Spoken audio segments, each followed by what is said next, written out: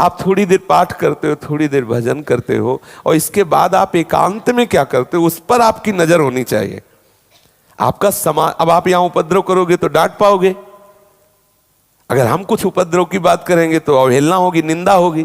लेकिन कमरे में, पर्दे के पीछे, पर ये बात, वहां हमारे ऊपर सीसी कैमरा लगा हुआ है, ये आप देखिए। आपका गुरु देख रहा है, आपका इष्ट आपको देख रहा है, क्योंकि आपकी बात उन्हीं से तो बननी है, हरि गुरु कृपा से ही तो बननी है। ये समाज क्या दे देगी? अभी प्रणाम करेगी, जय हो जय हो, और पीछे जलोगे, पीछे जो पाप आचरण कर रहे भोगोगे, और एक दिन यही समाज तुम्हारे मुंह पे थूकेगी, क्योंकि वो बहुत चतुर खिलाड़ी नटवर है, ऐसी जगह फंसाएगा कोई बस नहीं, कोई आश्चर्य की बात। न तुम्हारा रुपया काम आएगा, न तुम्हारा जन समुदाय काम आएगा, न तुम्हारा ज्ञान काम करेगा, न तुम्हारी सिद्धि काम करेगी, क्योंकि पीछे पर्दे के वो सीसी कैमरे से देख रहा है। और जब उसका हिसाब पर्दे के सामने आएगा तो सब कहेंगे कि यार ये तो बहुत गलत नहीं होगा। हमारे मालिक के हिसाब में कभी गलती नहीं होती, पक्का समझ लेना। ओ मांडव्य ऋषि ऐसे तपस्या कर रहे थे तो कुछ चोर राजा के यहां से चुरा के भागे और उनके आश्रम में शरण ले ली, और उनको पता भी नहीं। राज कर्मचारियों को सूचना मिली, माल सहित जब्त, जो चोरी का माल था उसे जब्त किया, उन चोरों को पकड़ा और साथ में मांडव्य ऋषि को भी पकड़ा।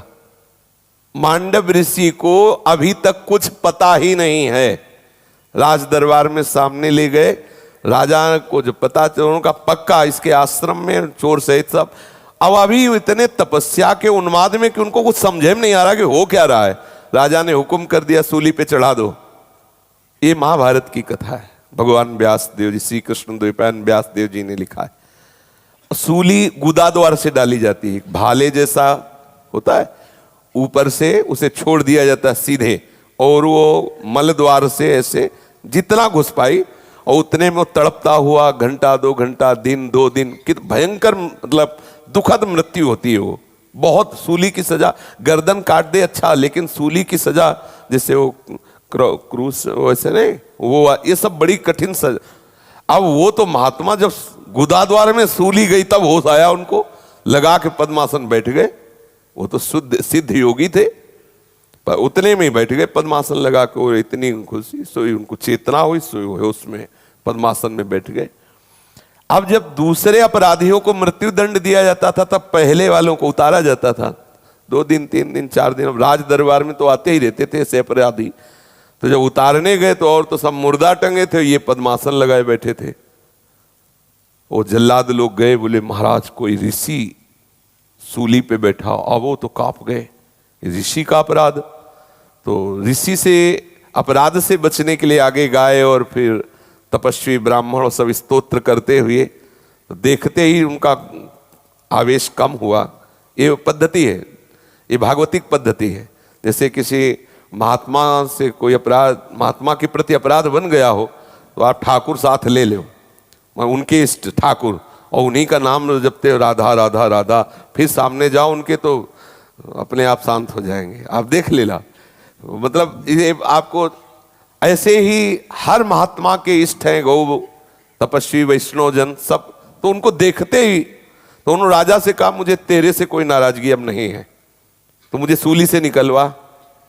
मैं इस सृष्टि के विधान करने वाले यमराज से पूछता हूं कि मुझे तो पता ही नहीं था कि आश्रम में क्या हो रहा, मुझे क्यों दंड दिया गया सूली का। अब सूली निकाली जा रही थी ऐसे ऐसे, तो निकले ही ना, तो काट दी गई वहीं से, तो उनका नाम पड़ा अणिमांडव्य, अणि। सीधे वहां से अंतर ध्यान हुए, संयमनीपुरी पहुंचे, क्योंकि इसका हिसाब किताब, दंड का विधान, पूरे त्रिभुवन के दंड का विधान भगवान यमराज के पास, जो धर्मात्माओं को धर्मराज रूप से दर्शन देते हैं, पापियों को भयंकर यम रूप से, और 12 भागवतों में वर्णन है। तो धर्मराज जी ने स्वागत किया मांडव्य ऋषि का। तो उनका स्वागत की जरूरत नहीं, हमारे प्रश्न का उत्तर दीजिए। इस केस में कहीं भी अगर मैं अपराधी हूं तो बताइए आप, कहीं भी ना मुझे पता था कि चोर मेरे आश्रम में आए, ना मुझे कुछ, दंड क्यों, मुझे दंड क्यों। तब उन्होंने कहा कि इस अपराध में नहीं, लेकिन आपका अपराध है। तो जैसे अपने को टेलीविजन में नहीं दिखाई देता, इसे दिखवाया पीछे बैक करके, जैसे होता कि थोड़ा बैक कीजिए, तो उन्होंने उनको अपनी वो तो महाभागवत भगवत शक्ति से युक्त दिखाया। तो 8 वर्ष के तितली को लेकर के बमूल के कांटे से उसके गुदा में बार बार ऐसे बच्चे जैसे खेलते हैं, और फिर ऐसे ही छोड़ दिया, तो वो ऐसे ही सूली चुभी रही। देख लो लीला ठाकुर की, अवश्य में भोक्तव्यम। इसीलिए शरणागत बहुत बड़ा महान भाग्यशाली होता है, क्योंकि शरणागत का पक्ष ठाकुर ले लेते हैं। ये तपस्वी हैं, और शरणागत के द्वारा अगर ऐसा कोई अपराध हुआ हो तो ठाकुर जी बहुत हिसाब से निकालते हैं। अगर वहाँ बम्बुल का कांटा तो उसके पैर में चुभा के छोड़ देंगे, 1-2 दिन पकेगा, ठीक हो जाएगा, उसके गुदा में नहीं डाला जाएगा। पर अवश्य में भोक्तव्यम, थोड़ा चाहे हो लेकिन भोगना बहुत, इसीलिए तो डरना चाहिए कि कोई अपराध न बन जाए। अब उन्होंने कहा 8 वर्ष के बालक का कोई बुद्धि का निर्णय ठीक थोड़ी माना जाता है, वो तो बच्चा है। मैं आज से व्यवस्था करता हूं कि 14 वर्ष की अवस्था तक किए हुए अपराध का कोई उसे दंड न दिया जाए, और तुम्हें साफ देता हूं कि तुम ठीक निर्णय नहीं किए। एक बालक के किए अपराध को इस अवस्था में, जब मैं तपस्या में संलग्न हूं, मुझे दंड दिया, इसलिए तुम मृत्यु लोक जाओ तो तुम्हारा नशा हिरण हो जाओ, 100 वर्ष तक के लिए तुम्हें मृत्यु लोक में रहना होगा। तो वही दासी पुत्र विदुर जी के रूप में सीधे धर्मराज जी के अंश से युधिष्ठिर, और सीधे धर्मराज जी विदुर जी के रूप में आए, और ये स्थापना। तो एकांतिक विषय को परमात्मा देख रहा है। वो तो दिखाया कि इतना सम्मान भजन मंत्रवेत्ताओं का होता है कि सृष्टि के सिस्टम को बदल देने की सामर्थ्य होती है।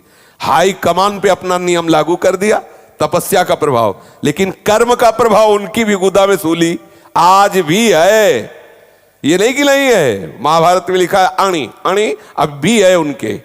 पर वो महान तपस्वी, तो जैसे भगवान शिव के गले में हलाहल भी साज भी है, तो उनका क्या बिगाड़ पड़ा, ऐसे उनका कुछ। तो आप जो एकांत में अपराध करेंगे, तो बिना किसी अपराध के उस क्रिया में जिसमें आप फंसे हो, कहीं भी आप नहीं हो, जैसे इसमें मांडव्य ऋषि नहीं थे, लेकिन पूर्व अपराध आपको फंसा के सजा देगा। उस अपराध में भले आप ना हो, लेकिन पूर्व गुप्त अपराध समाज में किसी अन्य रूप से प्रकट होकर आपका नाश कर देगा। इसलिए उपासक को डरना चाहिए।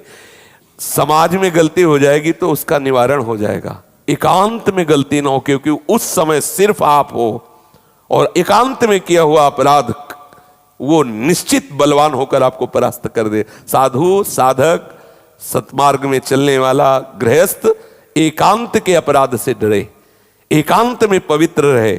समाज में गलती हो जाएगी तो अपने आप समाज सुधार लेगी आपको। यहां ज्यादा इधर उधर देखोगे तो भी डांट लग जाएगी, और एकांत में आप पर्दे की आड़ में हो, फिर कुछ देख रहे हो तो कोई डांटेगा नहीं, लेकिन वो जो अनंत नेत्रों वाला है वो आपको देख रहा है, वो हिसाब करेगा। तब आप कहोगे कि मैं गंगा कसम खा के कहता हूं, जमुना कसम खा के कहता हूं, मैंने ये नहीं किया, बात पक्की, ये नहीं किया, लेकिन वो किया जो कोई नहीं जानता, उसका परिणाम भोगो। इसलिए सावधान रहना चाहिए।